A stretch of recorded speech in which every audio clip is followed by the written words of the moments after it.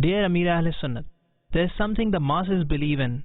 When Imam Hussain radiallahu ta'ala anhu was decapitated and his holy head was kept on a spear, the recitation of Holy Quran was heard from the head which had been kept on the spear. I request you to let us know something more about this. Jazakallahu khaira.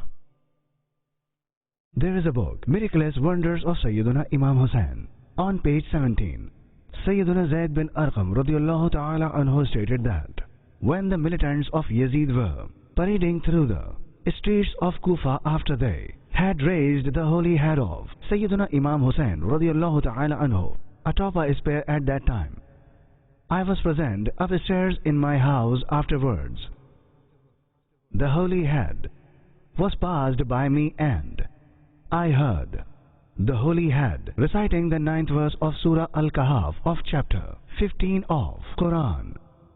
أم حسبت أن أصحاب الكهف والرقيم كانوا من آياتنا عجبا. This translation is from Kanzul Iman. Did you know that the man of the cave of the forest side were of our wonderful sign? Similarly, another pious man, Rahmatullahi Ta'ala alayhi, stated, when the army of Yazid cut the head off by a spear and entered with it the palace of Ibn Ziyad, ill-fated man, holy lips of Sayyiduna Imam Hussain radiallahu ta'ala anhu were moving and his tongue was reciting the 42nd verse of Surah Al-Ibrahim of chapter 13. وَلَا تَحْسَبَنَّ اللَّهَ غَافِلًا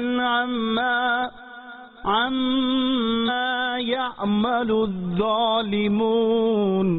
Translation of this: and never considered Allah Azza wa Jal unaware of the deeds of the unjust.